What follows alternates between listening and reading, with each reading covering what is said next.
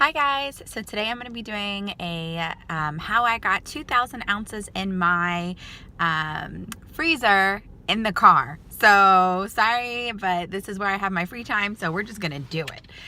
Okay, so I have about 2,300 ounces of pumped breast milk in my deep freeze right now.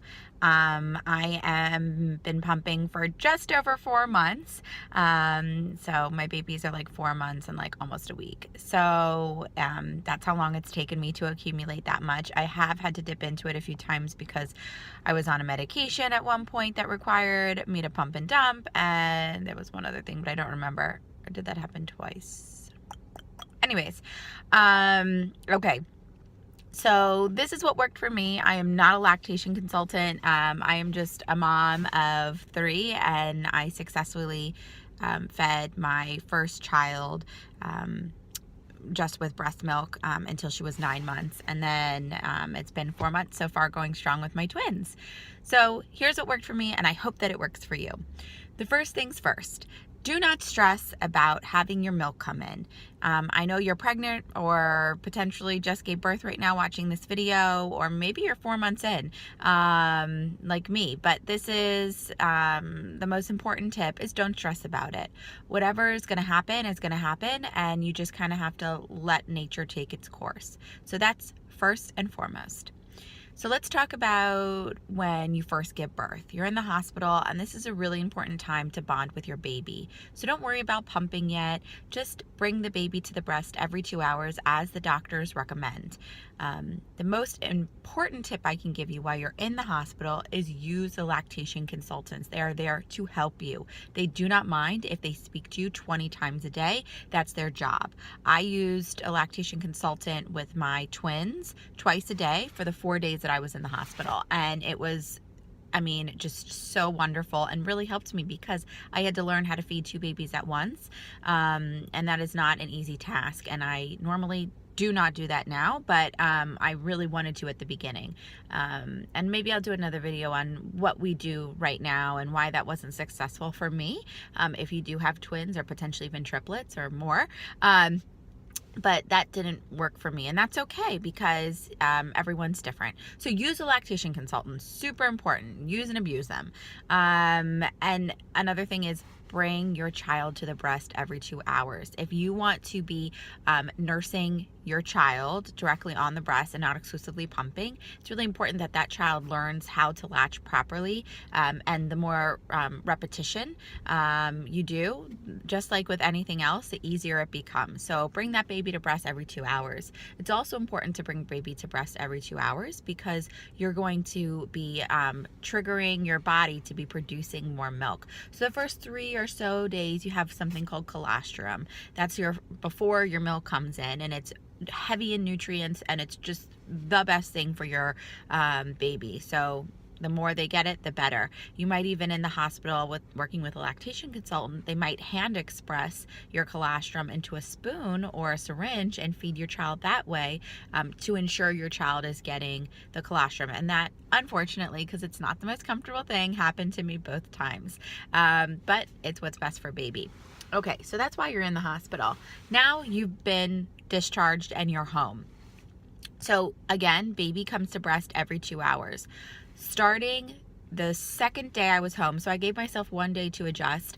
So day 2 home, after every 2 hours, I pumped. So I would put baby, or in my case, babies to breast every 2 hours, let them get everything that they could get, and then I would pump immediately after the feed for 10 to 15 minutes to trigger that body. Let's make the milk. Let's do this. Your milk, you're probably not going to be getting much for the first 2 weeks during that pump. But if you don't do it, then your body is not going to know that it needs to produce more milk. So it's very important that you take the time, and you're exhausted and you're so tired and you're just trying to get through your day. And I get that, but if this is something you want, this is my recommendation. So pump every 2 hours after you feed, and hopefully by the 2-week mark you're going to start to be seeing, you know, some output, and you'll be able to freeze a little bit or have a little bit of extra, or feel like, okay, I'm not so stressed to have to produce every feeding, because I know I have an ounce or two in the fridge for my kid if I need it.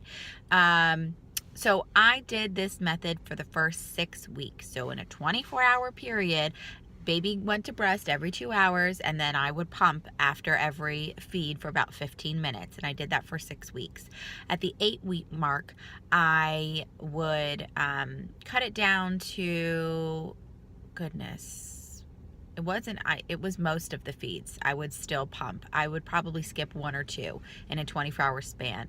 But surprisingly, I didn't skip the night ones. You're so exhausted, day is night, night is day, it doesn't matter at that point. And I did that until the 8-week mark. And by that time, I had close to about 500 ounces in my deep freeze, about at the 2-week mark, the 2-month mark. And my children were late preemies, so I had to feed them every 2 hours until they were 2 months. At the 2-month mark, the holy grail, the pediatrician said, you can push it to every 3. And that was just like exactly what I wanted to hear, because I said, okay, I get a little bit of a break. And when she told me that, I did the same thing. Okay, so that was for the every 3 hours. And about 3.5 months in, just about 3 months in, we were able to move it now to every 4 hours. In addition to that, my daughter, I have boy-girl twins, and my daughter is an exclusive pumper at this point. So she only takes pumped breast milk. Very rare will she ever go to breast. She has a few issues that it's just a much easier process, and we were so concerned about her gaining weight. This was the best thing for her. But my boy still nurses directly on breast. So now that I'm back at work, it's a little bit different, but I wake up in the morning, my boy goes to breast, my girl is taking the pumped milk from the day before, and then I pump on my drive to work, which I pump for about 30 minutes. I usually get a pretty good output because it's my first pump of the day, and you're going to get the most you'll get that first pump of the day. And then I pump again at 9:30, 12, 3:30. I was pumping at 4:30, but I noticed I wasn't getting much of an output, so I dropped that pump. And then I'm home by 6 to nurse my boy. I pump at 7:30, excuse me, and then I pump again between 9 and 10 for my last pump of the day.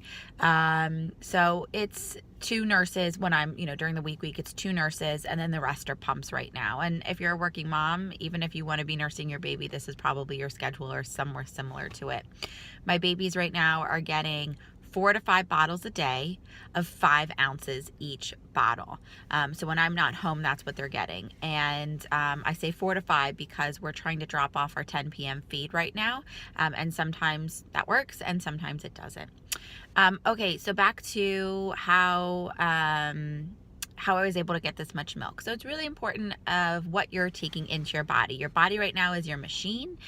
It's your tool. So you need to be making sure you fuel it properly. You wouldn't put, like cooking oil in your car, right? So you want to make sure that you're putting the right thing in your body. The first thing is water. Make sure you're taking in enough water. A good rule of thumb is if you're outputting 50 ounces of breast milk a day, then you should be at least taking in 50 ounces of water. Hopefully more, but at least at a minimum. So I read as you're pumping or nursing, drink, right, what you're outputting. And if you're a nursing or pumping mom, you know that you're thirsty.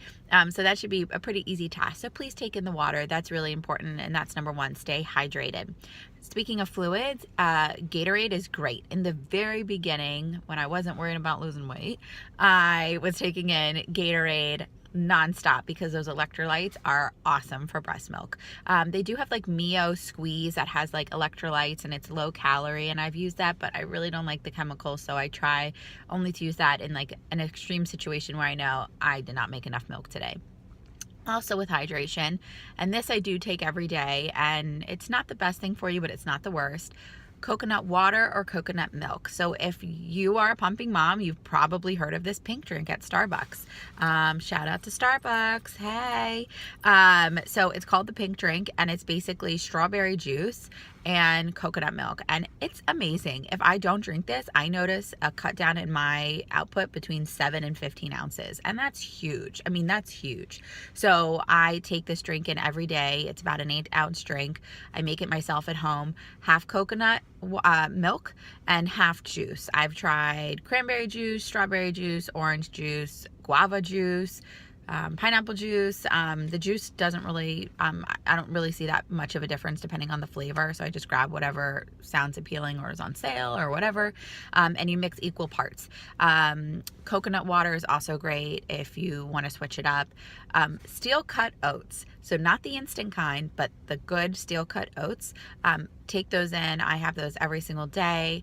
And bottom line is just try to eat as healthfully as you can. So try to eat whole grains, fruits and vegetables, lean meats. Your body is your tool right now. So the better you fuel it, the better your milk is going to be. I will at the end take a quick snap and show you what my deep freeze looks like right now with my 2,300 ounces. But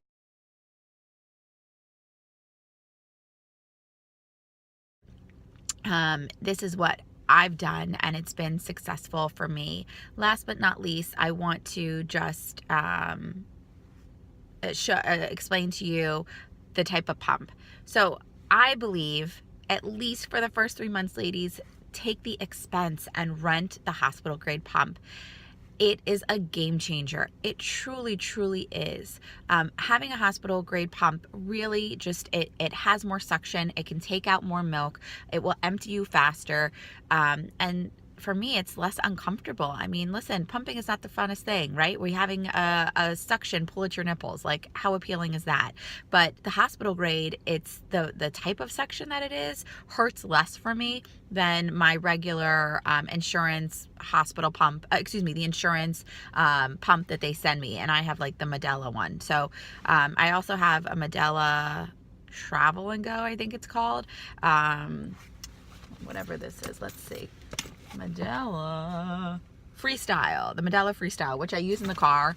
But again, like, it's just not as comfortable for me. So I've rented the hospital grade pump for 5 months. And I am dreading the day that I have to give it back, which is sadly approaching. But I really recommend it, guys. I mean, I can't say enough wonderful things about it. And I have the Medela hospital grade pump, if I didn't say that already. And I will link that one down below. But rent it, guys. Don't buy it. It's like $2,000 to buy it. Just rent it. It's like $80 to $100 a month. It's totally worth it. Definitely when you're getting your milk in, at least for the first 3 months, no matter if you have 1 or 20 babies, get this pump. So that's what worked for me. I will answer any questions you have. Just write them down below, or if this is on Facebook, which it will be, private message me, and I'll be happy to speak to you about other questions you might have. But this is what worked for me. This is how I'm able to stash my milk, and hopefully I will be able to stop around, my goal is around 10 months. 9 or 10 months, having enough milk for both of my babies in the freezer, and that way I can get back to enjoying my family and stop being so stressed about pumping and nursing and everything else that goes along with it. So enjoy your babies, and I hope that this was helpful for you, and if it was, subscribe below and you'll see more videos like this. Have a great day.